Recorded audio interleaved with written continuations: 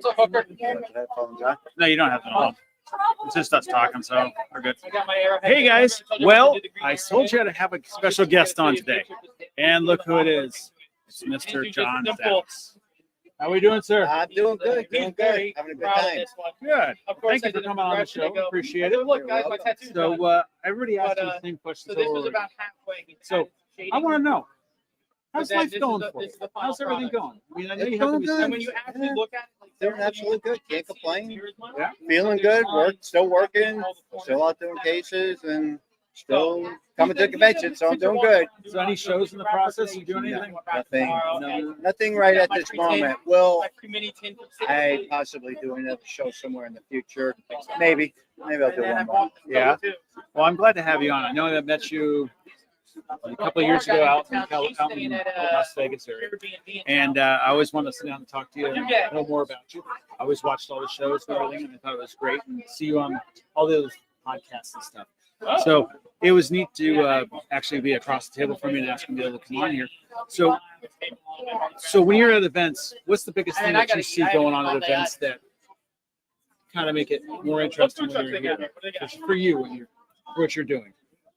Oh, the enthusiasm, watching people being able to talk about things. You know, a lot of times people just don't talk about things unless they come to an environment like this and they get to speak about it. Because normally they don't, so they do. That to me is a major thing, and be able to help somebody out, talk to them, go back and forth. That's a big plus right there. Yeah, it's always neat to come out to stuff like this. My first it's the first convention I've been at here.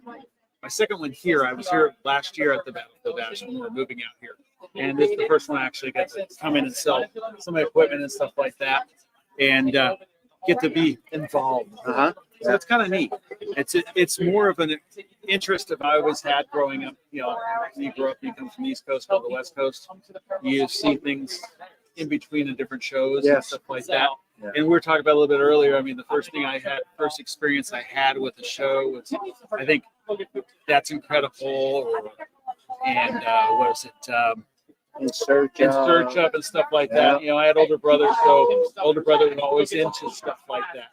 And being 10 years younger and getting scared the crap out of in the houses and stuff like that. So what was your earliest experience getting into the field? At the age of 15, 16 years old, at the foot of my bed, there was a transparent figure that just shook its head back. So naturally, I ran downstairs. I was telling my mom about it. She goes, "Did it say or do anything?" I go, "No." Just stood there and shook its head. She goes, "Well, Johnny, that was my father, your grandfather." And I go, "Well, Mom, how do you know it was him?" And she goes, "Because he was a very quiet, stern person, and he would always shake his head back and forth before actually saying it." Then my grandmother passed away a couple of days afterwards. So that made me start researching and digging into finding out, because you would hear so many times people are near death and deceased loved ones come back out and cross over. And that got me intrigued and got me going. So at that point in time also, you know, now my mom is Ed Warren's twin. Okay. But they're night and day. My mother wanted nothing to do with paranormal. And, you know, obviously we know Ed got involved with it. So it was interesting on the way all of it went.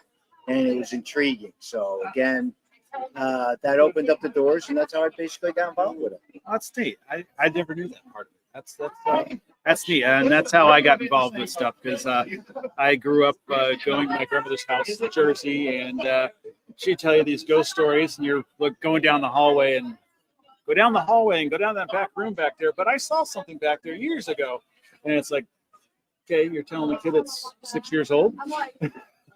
Your mind just goes off there. So I mean, I've had experiences like that with things, family members and stuff like that. When the family members pass over, you do have them where they start seeing things, and that's always been an interest of mine, because dealing with when my mom passed over, she started seeing family members and stuff like that, and talking to people. And you're like, who are you talking to?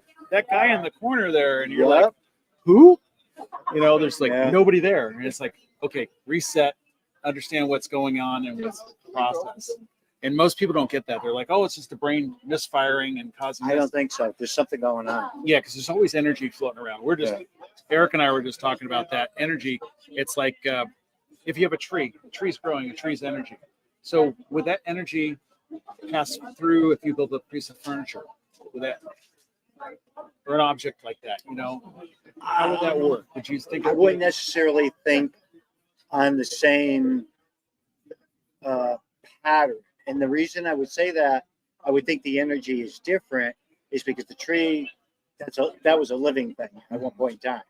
So the aura and the different things that people pick up being around plants and trees and things like that, once they're cut down and the wood is used for something else, I think a different type of energy could be associated.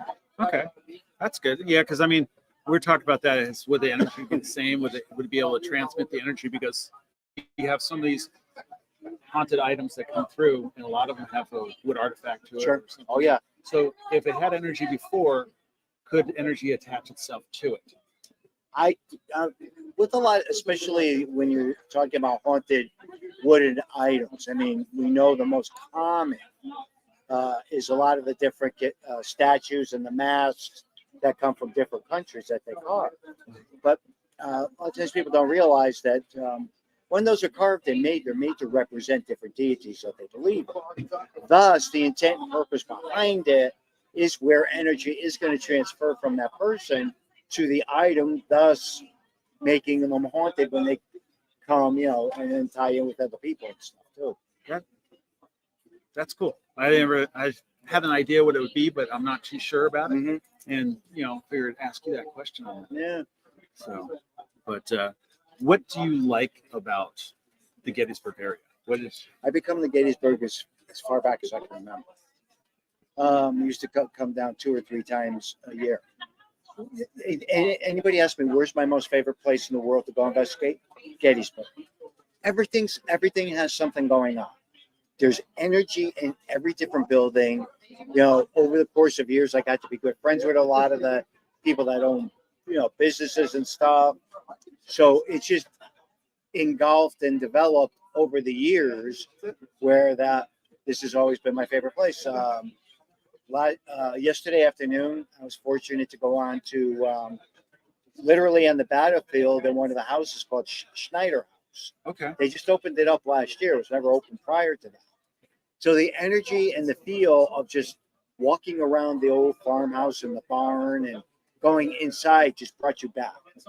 Because so much of it was untouched. Just sat there for so many years with nobody bothering. See, that's what's amazing about the area. That's what. Yeah. When we moved here from the West Coast out to here, everybody's like, "Well, why are you moving to? We moved to Waynesboro. Why you moved to Waynesboro?" I said, "I just have a connection to the area." And then I started doing some family tree researching. We had family members on both sides, north and south, during the battle. So that's why I feel so comfortable being here. The energy is just amazing. Walking on the battlefield, if you've never been here before, you can feel the energy just as you walk onto the battlefield. Especially during the time period it's happening in July and stuff where everything's going on. It's always been very interesting to see that. And I had some people say, "Oh, well, energy's energy." No, this is a different type of energy. It's out here. And it's one of my favorite places to be. I mean, I've been to places on the West Coast. There's nothing like Gettysburg to go to and do an investigation at. Well, not only that, too, out on the West Coast, I've noticed over the years it's treated a lot differently. Paranormal, and conventions and people getting involved with it's different. Yeah. You go Midwest, it's different. You come on the East Coast, it's different. So, it's just amazing the way people view things and look at things across the country. Yeah, it is. And I think there's more stuff to do out here. Yeah. Because it's an older area. California and most of the West Coast is mostly gold mine, Wild West, stuff like that. And there's not much to it. I mean, yeah, you got some of the, got the Queen Mary and stuff like that there. But there's just so much you can see and do in those areas. There's so much noise pollution. If you're doing anything that's trying to get voices or anything else, you're not going to get it here. You're out in the middle of a building. There's nothing around. You're going to get stuff come through a lot clearer and up there. So.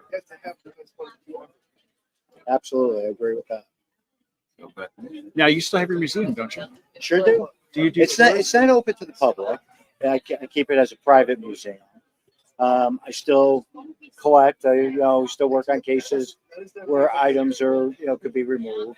But a lot of times it'll be where I'm working or being involved directly but indirectly. Working with a paranormal group, and they're going, oh, we had to remove something, and they'll just send it off, and I'll put it in the museum. So what's one of the craziest things that you've ever gotten in the mail from somebody? Like tons. There's always bizarre, crazy things that people will send you that you would least expect to have an issue. Or I think the most common would be dolls. I mean, I got more dolls, I think, than any male I know. But boxes and boxes and boxes that they just seem to keep the heavy duty wrap. I think the more stronger energy type things would be the things used in occult activity or used in different type of practices, because that's done with intent and purpose. So the energy was deliberately attached to it. So you got to be a little bit more guarded and careful with that type of thing. Oh, I bet. You never know what they've done to cause it. I mean, that's one thing I noticed. The wife and I went to London and Scotland last year, and we were in the catacombs areas where they have the Bones. the bones and all that stuff. And the guy's like, well, I don't know what you're going to do. You guys can walk through it. You can do whatever you want, but I don't want to know anything. So everybody's walking through, everybody's leaving, and I walk through it. My wife walks out the door and she hears everybody. I said, well, if you don't test it, you just go by what somebody says. I said, now I'm the type of person that has to experience what it is to know it's actually there.